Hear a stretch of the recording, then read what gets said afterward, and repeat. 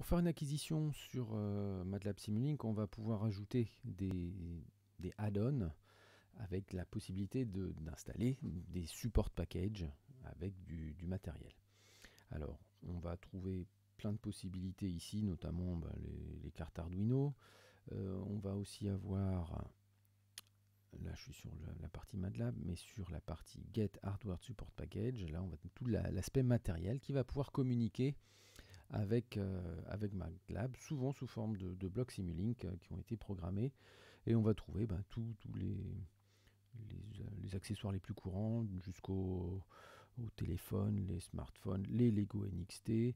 Donc là, il y a plein de bibliothèques complémentaires. On peut même aller jusqu'à programmer soi-même des modules pour les plus affûtés en langage C. Donc intégrer une bibliothèque d'un capteur dans Simulink, il y a énormément de possibilités. Alors, pour la partie Arduino, j'ai déjà installé la bibliothèque dans Simulink, donc dans Libraries, tac, Simulink Support Package. Je vais retrouver ici dans Common les principales fonctionnalités qu'on utilise en acquisition, en pilotage, sur de l'analogique, du numérique, de l'input, de l'output, donc du PWM si on en a besoin, du pilotage de servomoteur, de l'I2C, donc c'est très très complet. Et on a d'autres possibilités, notamment d'utiliser des shields les plus répandus.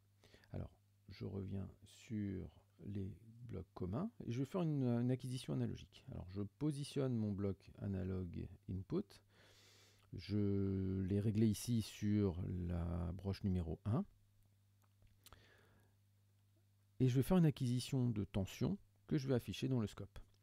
Alors, pour ça, j'ai préparé une petite platine Arduino Mega et un potentiomètre, donc alimenté en 5 volts, avec le signal qui va sur A0.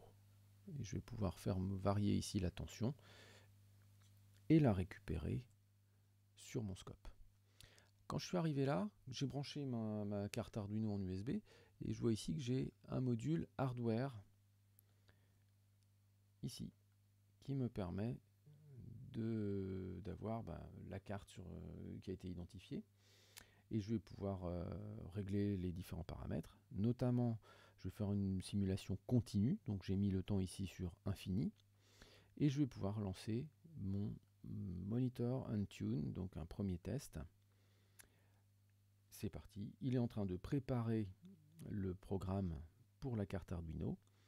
Il va donc transférer du code C pour communiquer et afficher sur mon scope le comportement du programme qui a été généré pour faire une acquisition analogique avec la carte.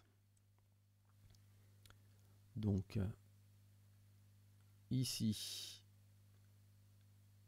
on voit que ça communique là, donc le programme est en train d'être transféré. Là, sur la partie en bas, on voit tout ce qui se passe là, la ligne de dialogue. Voilà, ça continue à construire le transfert, c'est un petit peu long. Et une fois en place, on va voir Running Model, le temps est parti. Donc sur mon scope, là, je dois commencer à voir ma valeur. Et voilà, je vais pouvoir modifier la tension et la voir évoluer. C'est une acquisition sur 10 bits, donc je vais pouvoir aller de 0 à 1024 valeurs. Voilà, on est à 1024 certainement. Donc on a quelque chose d'assez sympathique et d'assez fiable et réactif pour avoir une interaction entre un modèle Simulink et puis une partie physique. Le pas a été réglé ici. On peut avoir un échantillonnage plus ou moins fin. Et au niveau du temps, pour avoir quelque chose de plus précis, il y a aussi une boîte qui va permettre d'avoir un real-time ou quelque chose comme ça qui va optimiser un petit peu le décalage entre le temps d'acquisition et le temps réel sur l'ordinateur. Alors je suis en train de vous montrer ça, mais on voit rien du tout là. Je vais mettre le scope par ici, voilà. Hop. Donc là, on voit bien le comportement de 0 à 1024 au maximum. Voilà, donc un petit outil bien sympathique pour faire nos acquisitions. On va donc pouvoir passer à l'acquisition de température dans un projet, par exemple en mettant une sonde ou un capteur digital.